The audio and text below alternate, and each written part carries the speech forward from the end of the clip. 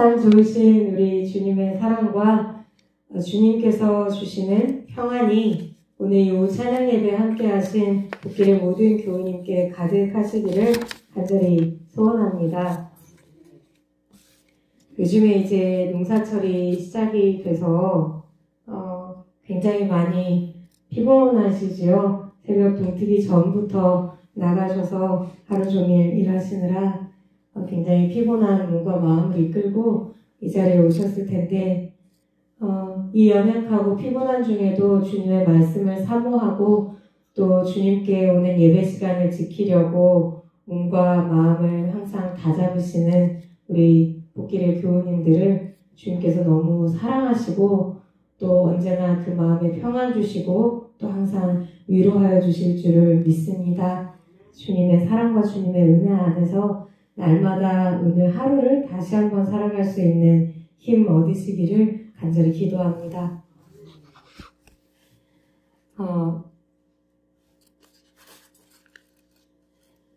지난주까지 이제 바울의 1차 전도 여행을 우리가 살펴보았습니다. 바울은 루스드라에서 돌에 맞아 죽을 뻔하는 위험한 고비를 한번 넘겼습니다. 사람들이 바울을 돌로 치고는 전부 죽은 줄 알았을 정도로 바울이 심하게 다쳤지요. 그런데 이러한 심각한 부상과 박해에도 불구하고 바울은 그대로 수리아 안디옥이나 하다못해 바로 그 옆에 있는 바울의 고향인 다소로 가서 몸을 추스리는 대신에 그간의 복음을 전하면서 거쳐왔던 도시들을 다시 한번 방문합니다. 처음에 우리가 바울의 첫 번째 선교여행 보면서 그 지도를 한번 살펴보았던 적이 있었지요. 바울은 이렇게 다시 한번 뒤로 돌아서 거쳐가면서 새로 생긴 교회들을 방문하여서 이 교회들을 지켜가기 위해서 두 가지 일을 합니다. 하나는 그 교회들을 방문해서 교회들을 격려하고 위로하는 일을 합니다. 바울은 그리스도인들이 하나님 나라에 들어가기까지 많은 환난을 겪어야 한다고 하는 점을 그곳에 새로 생긴 교회의 제자들에게 말하면서 믿음을 더 견고하게 해야 한다고 격려를 합니다. 이 새로 생긴 교회들도 교회가 새로 생기자마자 굉장히 많은 박해 상황에 처하였다는 것을 우리가 미루어 짐작할 수 있지요. 그 다음으로 바울이 한 일은 교회의 지도자를 세우는 일이었습니다. 바울은 처음 생긴 각 교회에 장로들을 세웠습니다. 요즘으로 치자면 목회자를 세운 것입니다. 이렇게 다시 교회들을 방문하여 바울이 없어도 교회가 제대로 기능할 수 있도록 도운 후에야 바울과 바나바는 다시 한번 배를 타고 그 험한 백길을 거쳐서 수리아 안디옥으로 돌아옵니다. 그곳에서 제자들과 함께 오래 머물렀다고 되어 있는데 성경에는 그렇게 되어 있는데 학자들의 연구로는 최소 1년의 기간 동안 바울이 수리아 안디옥 교회에 머물러서 활동한 것으로 보고 있습니다. 이렇게 바울이 첫 번째 선교여행을 마치고 수리아 안디옥 교회가 이 선교여행의 성과를 공유하며 함께 기도하고 부흥하고 있을 무렵 한 가지 문제가 발생을 합니다. 이 문제로 인해서 사도행전 15장에 기록된 예루살렘 회의가 개최되게 되죠. 사도행전 15장은 어떤 사람들이 유대로부터 와서 제자들에게 어떤 가르침을 전했다고 하는 것을 말하는 것으로 시작합니다. 이 사람들은 아마도 숭회 교사들이었을 것으로 보입니다. 이제 곳곳에 유대 땅으로부터 시작해서 이방 땅까지 교회가 늘어나고 그리고 부흥을 하는 시기를 맞이했는데 교인 수가 폭발적으로 늘어나는 것에 반해서 말씀을 가르칠 교사들이 턱없이 부족한 형편이었습니다. 그래서 말씀을 해석하고 가르칠 수 있을 만큼 신학과 성경에 능통하였던 사람들이 한 곳에 있는 교회에서만 활동하지 않고 여러 교회들을 순회하면서 가르침을 전하는 이런 일이 비일비재하였습니다. 이 사람들은 유대 땅, 그러니까 이스라엘로부터 와서 안디옥 교회의 교인들을 가르치기 시작했는데 그들이 안디옥 교회 교인들에게 이렇게 말한 것입니다. 여러분이 모세의 법대로 할례를 받지 않으면 능히 구원을 받지 못할 것입니다. 우리가 이미 알고 있듯이 수리아 안디옥 교회는 이방인 신자들이 주류를 이룬 교회입니다. 바울과 바나바는 이방인들에게 전도할 때 할례나 유대교의 율법에 관한 이야기는 전혀 하지 않았던 것을 우리는 이미 보고 알고 있지요. 바울은 오직 예수 그리스도를 믿음으로 구원에 이른다는 점을 강조해서 가르쳤습니다. 그런데 이스라엘로부터 온 순회 교사들이 이렇게 바울이 가르쳤던 것과는 다른 교훈을 말하기 시작하자 이제 교회가 술렁대기 시작합니다. 율법에서 온 이 가르치는 교사들은 그냥 다른 율법 조항의 준수를 말한 것도 아니고 왜 그렇게 할례를 고집하며 이방인들에게까지 이 점을 강조하였을까요? 우리가 전에도 한번 살펴본 바가 있는데 이미 사도 바울이 활동하던 당시에도 이방 땅에 있는 여러 회당에서도 유대교의 말씀을 배우고 유대교의 율법의 기타 조항들을 지키며 살려고 애쓰는 성실한 이방인들이 많이 있었습니다. 그러나 이 이방인들이 할례를 받지 않으면 다른 규정을 전부 다 지킨다고 해도 정식으로 유대교인으로 받아들여지지는 않았습니다. 단지 그들을 경건한 이방인이라고 불렀을 뿐입니다. 유대인들에게 할례라는 의식의 중요성은 정말 굉장하였습니다. 왜냐하면 그들의 조상들 아브라함과 이삭과 야곱을 비롯하여 모세에 이르기까지 하나님과 계약을 맺은 증거로 바로 이 의식을 행하였기 때문입니다. 그렇기 때문에 할례를 받는다는 것은 이스라엘 백성들에게는 하나님의 백성으로 세상과는 구별된다고 하는 표지였고 이를 통해 모든 율법의 규정을 준수하는 일이 비로소 완수되는 것으로 여겨지는 굉장히 중요한 사건이었습니다. 그런데 이제 쟁점이 되는 점은 과연 유대의 이 율법 조항을 그리스도인들에게 그것도 이방인들에게 그대로 적용해야 하는가? 과연 이 의식이 예수님을 믿는 이들에게도 구원의 전제 조건이 될 수 있는가 하는 질문이었습니다. 다른 어떤 행위들, 즉 도둑질이나 강도, 살인 등 사회적인 법으로도 처벌이 대상이 되는 이런 범죄를 저지른 사람에 관한 문제라면 굉장히 쉬웠을 것입니다.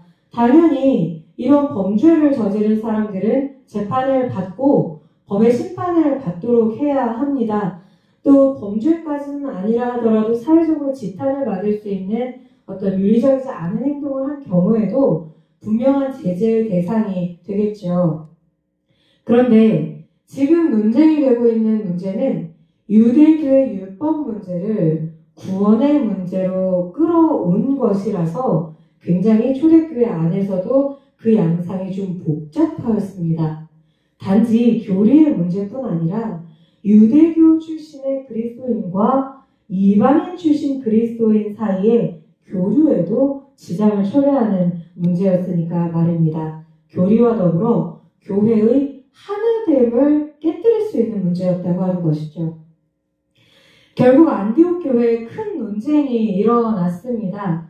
안디옥 교회는 바나바와 바울을 대표로 하는 사절단을 결국에 예루살렘 교회로 보내서 이 문제를 해결해야겠다고 판단을 합니다. 바울과 바나바 일행은 베니게와 사마리아 교회를 먼저 방문해서 이방인 선교의 성과를 보고하며 그곳 교회의 기쁜 소식을 전한 후에 예루살렘 교회까지 내려갔습니다. 예루살렘 교회에 도착한 바울 일행은 여기서도 역시 그간 이방인 선교의 성과를 그곳 교인들과 함께 나눕니다. 그런데 그때 바리새인 출신의 교인들이 이방인 교인에게도 할례와 율법의 준수를 요구해야 한다고 주장을 합니다. 아마도 이 바리새인 출신의 그리스도인들이 수리아 안디옥 교회에 갔었던 이 사람들과 굉장히 의견이 일치되는 부류였을 것입니다. 그래서 사도들과 장로들이 함께 모여서 이 문제를 놓고 대토론을 벌입니다. 이 유대민족, 지금 이스라엘인이죠. 이 이스라엘 사람들은 토론을 굉장히 좋아하고 또 토론에 굉장히 능통합니다. 지금도 이스라엘의 도서관은 전 세계에서 그 유래를 찾을 수 없을 만큼 시끄럽기로 유명하지요. 그런데 이스라엘 대학에 있는 도서관들에 가보면 굉장히 시끄러운데 이 시끄러운 이유는 단순히 잡담을 하거나 전화통화를 하기 위해 시끄러운 것이 아닙니다.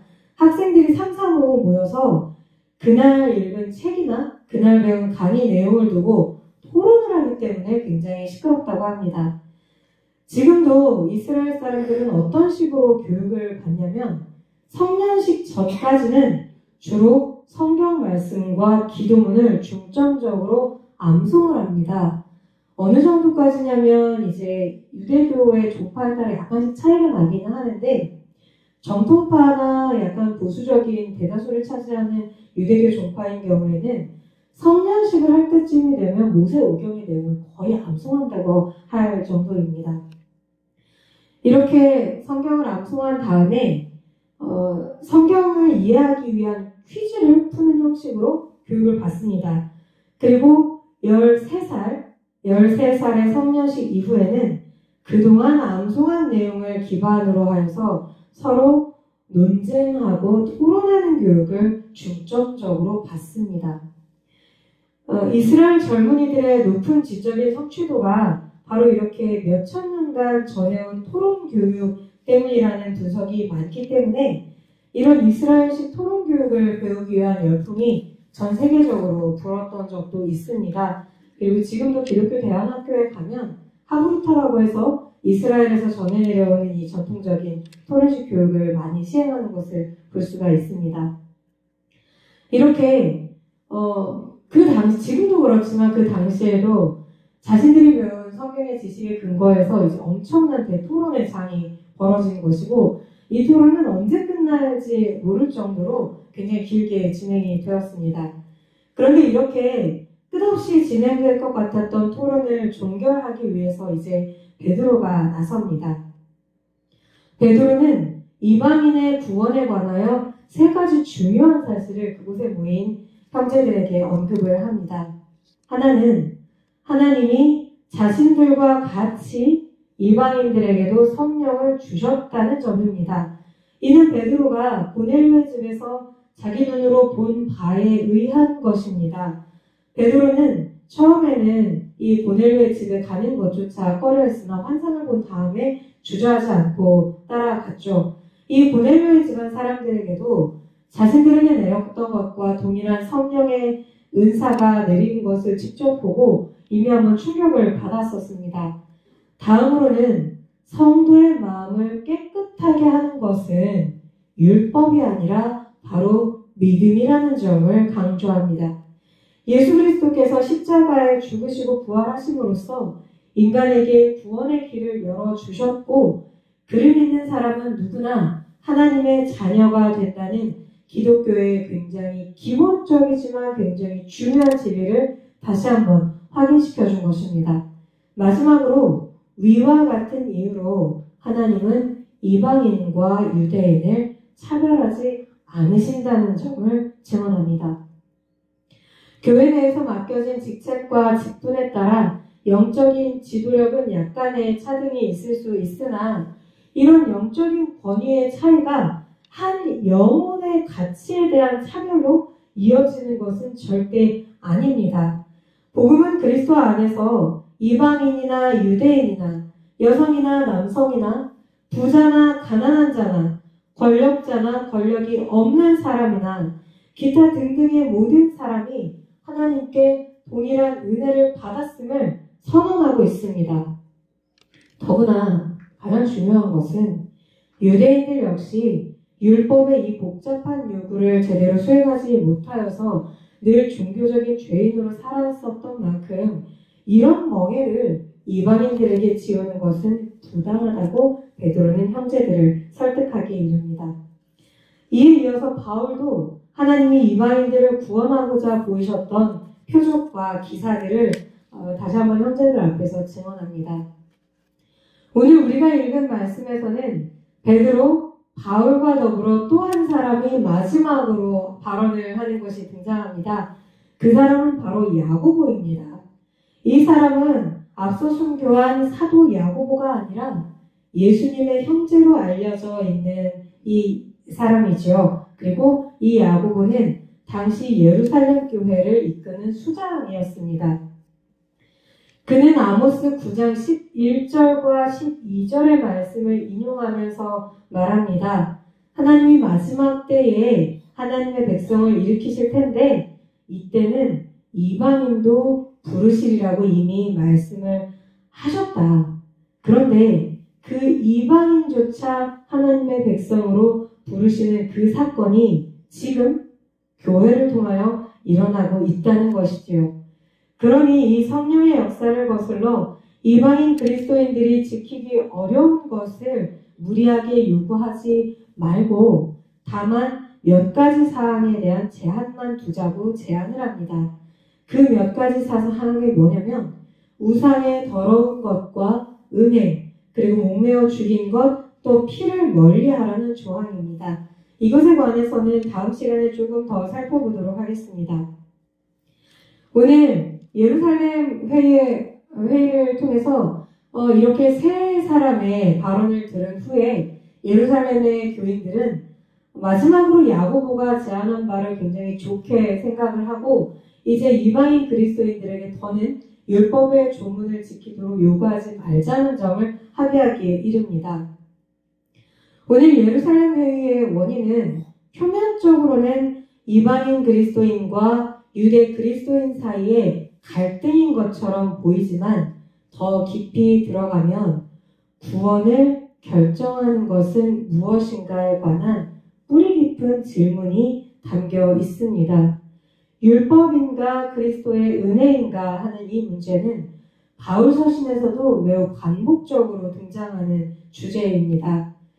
교회는 이 문제에 관하여 구원은 오직 예수 그리스도를 믿는 믿음과 그 믿음에 응답하시는 하나님의 은혜로만 가능하다는 것을 분명하게 처음부터 못 박아 말한 바가 있는 것입니다. 그런데 이 상황을 정리하는 데 있어 교회는 유대 그리스도인들의 불안과 혼돈을 이해하였습니다. 왜냐하면 유대교인들이 가지고 있었던 율법은 굉장히 오랜 세월 동안 전해 내려온 것이고 이 유대인들의 정체성을 구성하는 아주 중요한 부분이었기 때문입니다. 그래서 얼마든지 초반에 혼란과 혼돈이 있을 수 있음을 이해하고 이 오래된 주장을 반복하는 그들의 말에도 귀를 기울여 줍니다.